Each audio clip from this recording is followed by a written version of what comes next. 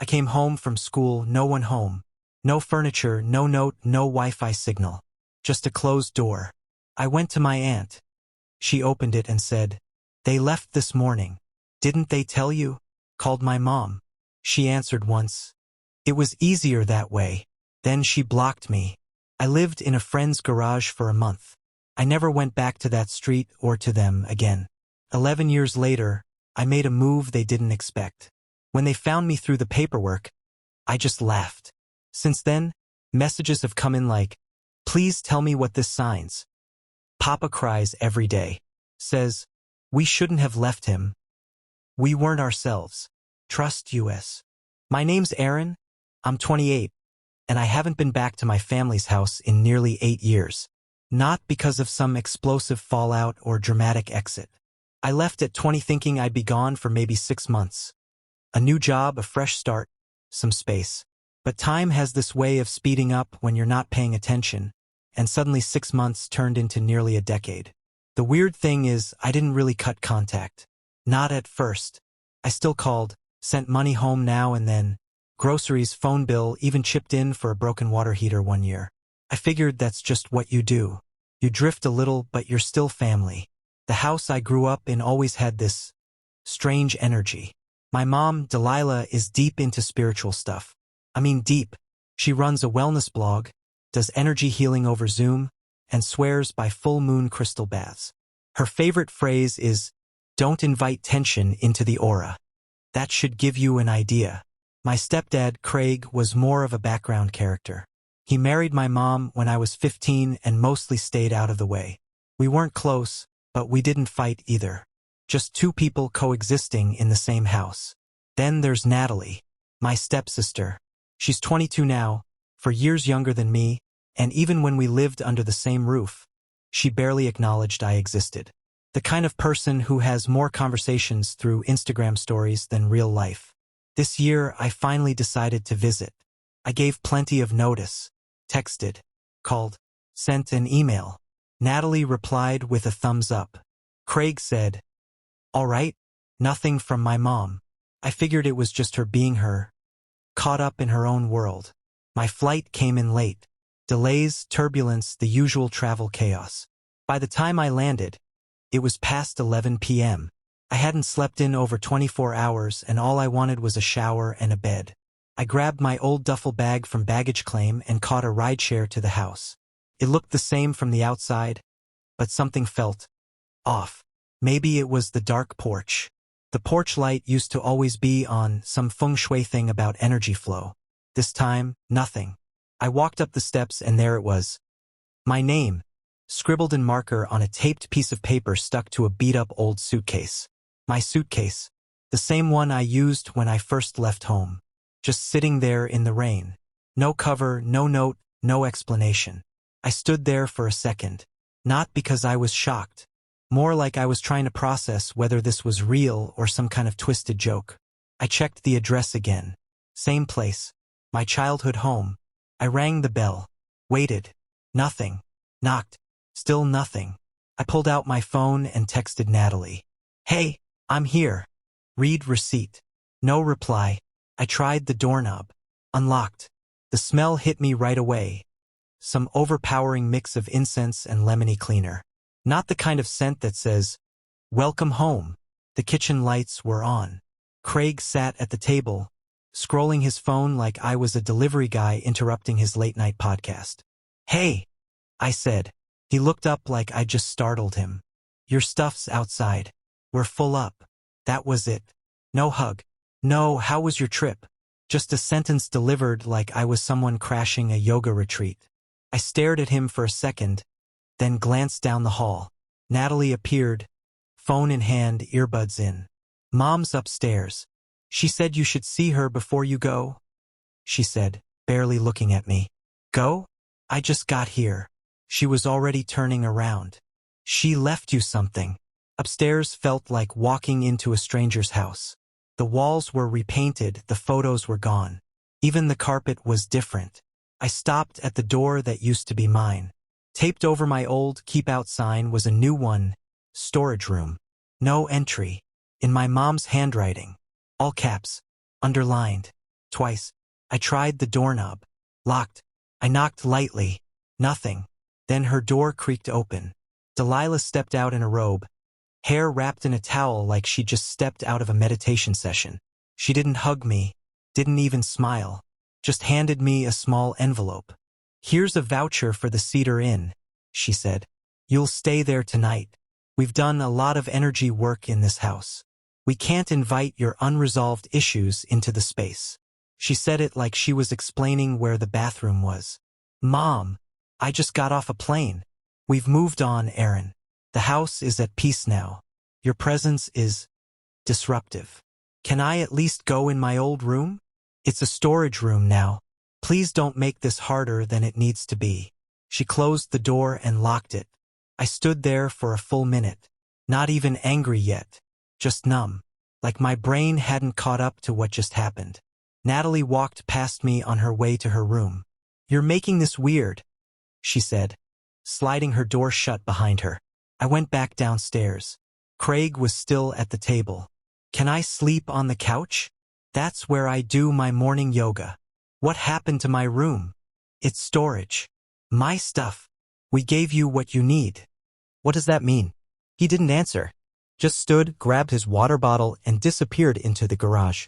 The lock clicked behind him. I stepped outside. The rain had slowed to a drizzle. My suitcase was still there. I opened it up just to check some old clothes, a half-dead charger, and a notebook from college. No toothbrush. No socks. No jacket. I picked it up and turned back toward the house. As soon as I hit the sidewalk, the porch light clicked off. Subtle. The Cedar Inn was the kind of place where the vending machines are louder than the front desk. The woman behind the counter didn't ask for ID. "Room 203. Your mom called ahead." Of course she did. The room smelled like bleach and stale air. I dropped the bag on the floor, sat on the edge of the bed, and stared at the beige curtains. I didn't cry. I didn't throw anything. I just sat there, completely emptied out. Not because I didn't see it coming, but because I had. They didn't forget I was coming. They planned for it. They were just done pretending I belonged. And now I had to decide, do I let this go, or do I finally stop pretending too?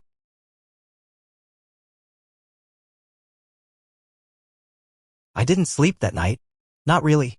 The bed at the Cedar Inn had the consistency of a gym mat, and the hum of the vending machine outside my door kept cutting through my thoughts. Mostly, I just stared at the ceiling wondering how we'd gotten here. I wasn't even angry, just stunned. Not like I didn't see it coming stunned. More like the kind of numb you get when something breaks and you're too tired to figure out whether it's worth fixing. By sunrise, I was dressed, had a bad cup of lobby coffee in my hand, and was already walking toward the old neighborhood. There was no grand plan, just the leftover impulse to go back, talk it out, try to understand. Maybe get my stuff. Maybe get something resembling closure. I figured they'd cooled off overnight. Maybe someone would say sorry. Or at least act like they knew me. When I got to the house, the car was in the driveway. Porch light still off. I knocked. Waited. Nothing. I knocked again. Still nothing. Then I noticed the side gate was open. That was strange. My mom used to freak out if it wasn't latched. She said it messed with the energy flow of the yard. But here it was, wide open. I circled around and looked through the kitchen window. Natalie was sitting at the table, laptop open, headphones on, sipping something green. I tapped on the glass. She glanced up, saw me, and didn't react. Just pulled her hoodie tighter and went back to typing. I let myself in. The spare key I never returned still worked. She didn't look up. "You should have texted," she said flatly. I did. I was busy. Then she got up and left the room. Craig walked in a minute later with his yoga mat under one arm. Socks and sandals. The look of someone spiritually unbothered, physically present, and emotionally MIA. He didn't say anything. Just stared. "I'm here to get the rest of my stuff," I said. "You already have what you need," he replied, like a robot reading from a script. "No, I don't. My laptop, my tablet, all my old tech, clothes, books, none of that was in the suitcase." "Check the garage." I didn't wait for an invitation. The garage smelled like must and incense. 3 cardboard boxes sat in the corner, labeled in thick black Sharpie, Aaron. I opened them one by one. Old hoodies, a pair of worn-out sneakers, a few books, a tangled charger. No laptop, no tablet, nothing valuable. I marched back inside. "Where's the rest?"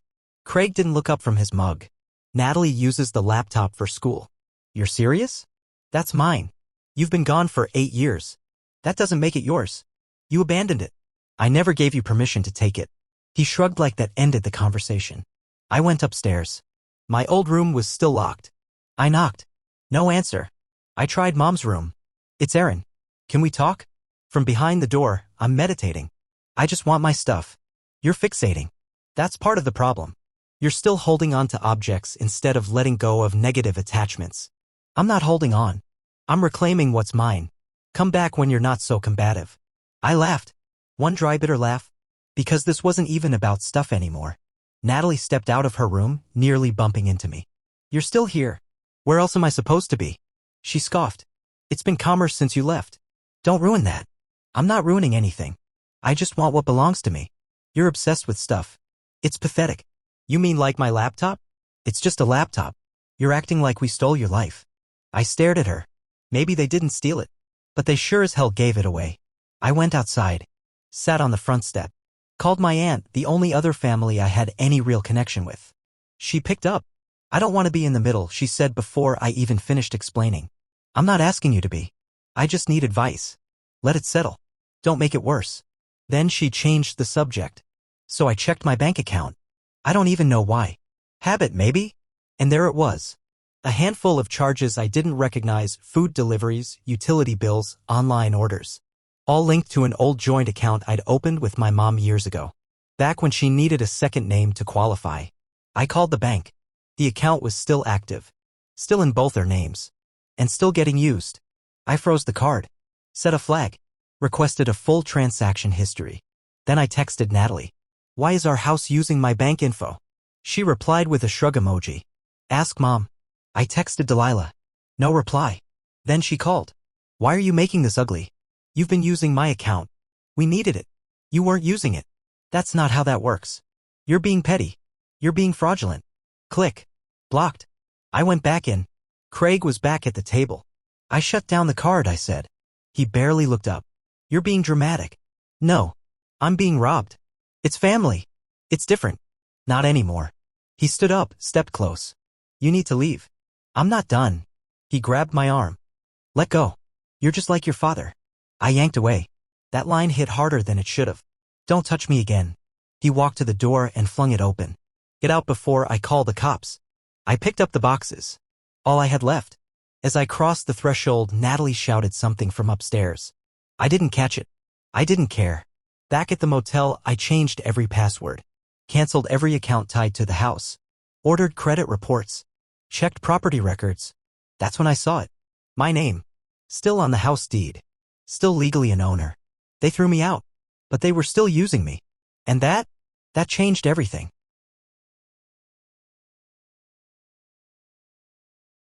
I sat in that motel room for hours, laptop open, tabs everywhere. County records, utility companies, old shared bank accounts, credit report sites. I wasn't just angry. I was methodically, surgically furious. They threw me out like a stranger. But legally, I was still tied to everything. The property records were clear. I was still a co-owner of the house. Not a symbolic gesture or a name that got left there by mistake. My signature was on the deed. I remembered helping with the down payment. I just assumed, foolishly, that they'd refinanced and taken me off. But they hadn't. They kept me on so they could get lower rates, better credit, more stability. And they never told me. I called a real estate agent the next morning. Guy named Felix. Straightforward, no nonsense, the kind of guy who didn't care about family drama. Only contracts. You're on the deed? He asked. Yep. Then you've got rights. You want to sell or make them buy you out? Either. As long as I'm not carrying them anymore. Then we'll start with an appraisal. I'll handle the notice. You just sit tight. And for the first time in years, I felt like I had leverage. I went back to the house one last time. Not for conversation. For notification. Craig opened the door. Didn't say anything, just stood there blocking it. I'm giving you a heads up, I said. You're getting a letter soon. I'm forcing a sale unless you buy me out. He blinked like he didn't hear me, or didn't want to. This is our house, he said finally. No, I replied. It's mine too. You just forgot. He tried the guilt card. Said I was destroying the only stability Natalie had. Said Delilah's business couldn't survive the disruption. Said I was cold. You left me in the rain, Craig. Don't talk to me about cold. He stepped closer like he wanted to intimidate me. But that time I didn't flinch. I stepped back, calmly, and walked away. The next day the letter was delivered. That night I got a voicemail from Delilah. She sounded broken, or at least trying to, begging me to reconsider, saying the universe was testing us, that love could still heal. I didn't respond. Natalie DM'd me on every platform, accusing me of ruining her future, like I hadn't spent mine paying for a family that already erased me. I muted every chat, and I waited, not for permission, not for guilt, but for justice to finally land where it belonged.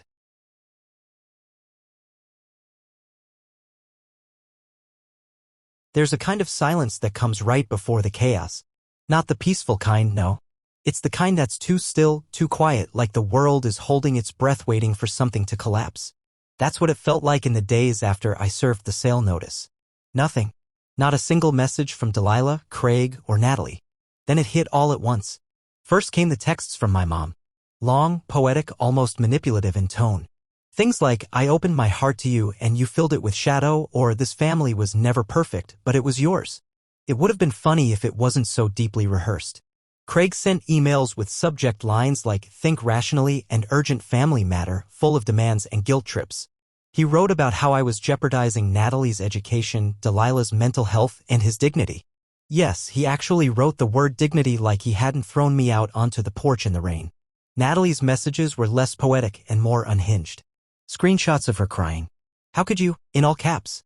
Instagram stories with moody filters. She posted a photo of the for sale sign with the caption, "You think you know someone?" I didn't answer any of it. I just sent every message to Felix. My job now wasn't to explain myself, it was to follow through. The house got listed and interest was immediate.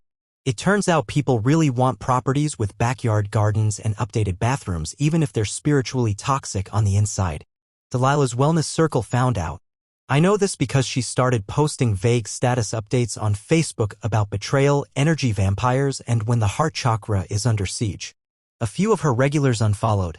A couple canceled their monthly healing subscriptions. The vibe was off and she couldn't mask it anymore. My cousin forwarded screenshots from the family group chat. One and said I was burning everything down out of spite. Another quietly defended me. Most just sent emojis, some shocked, others silent. One uncle tried to write, "Stay out of it," but autocorrect changed it to "Stay proud of it," which I found deeply satisfying. Craig tried one more angle. He called my old boss from the restaurant I worked at in high school. Told him I was having a breakdown and needed intervention. My old boss, bless him, sent me a quick text. "Hey, your stepdad's a weirdo. Thought you should know." I laughed out loud in the middle of a CVS aisle. First time I'd really laughed in weeks. But things weren't all light. One night, after I'd packed up everything in the motel to prep for a move, I sat on the bed, phone in hand, and considered calling Delilah back. Just to talk. Just to say something. Not to forgive. Just to understand. I didn't. Because I knew exactly how that conversation would go. It would start soft, with her talking about healing and connection. Then I'd say something that felt true to me. And she'd accuse me of projecting negativity again. And I was done playing that part. Instead, I started packing my life properly for the first time in years. I closed the last old shared account, set up a credit lock, talked to a financial advisor about cleaning my name. Felix called a week later. The house had a buyer. Closing would be quick. The family had 30 days to vacate. That's when the final wave hit. Delilah called me sobbing. Said she didn't know what they were going to do. Claimed they had no savings, that they'd invested in their aura instead of retirement. Craig called 20 minutes later and accused me of economic abuse. Natalie texted that she failed a midterm and blamed the stress I caused. It was like watching people realize gravity existed. You can only walk across someone for so long before they stop being a floor. I didn't respond to most of it. The only reply I gave was to Craig, who threatened to sue me for defamation. I wrote back, "Good luck. The truth isn't defamatory." A week before the move-out deadline, Felix met with them for a walkthrough. He said the place looked tense. Half the crystals were gone. The backyard Buddha statue had been knocked over. Someone had scribbled on a wall in pencil, "Hope you're proud." I was. When closing day came, I didn't go. Felix handled it. The funds hit my account. And just like that, I was free. It felt less like revenge and more like release. Like taking off a coat that had been soaking wet for years. I moved 2 states over. Got a 1-bedroom apartment near a park. Started fresh. New number. New job. New everything. I didn't post anything about it. Didn't send an announcement. I didn't need to. The silence was enough. A month later, my cousin sent me a message. They're saying you disappeared. I replied, not disappeared. Just done. Here's the thing they never understood. I wasn't trying to burn bridges. I was just tired of building them alone. You can love people with your whole heart and still decide that self-respect matters more. You can give and give and give until there's nothing left and then realize the giving didn't earn you anything but more expectations. Delilah once told me that the universe sends lessons in the form of people. Maybe she was right. Maybe I was the lesson. And maybe now they finally learned it. Let them keep the crystals. I kept my peace.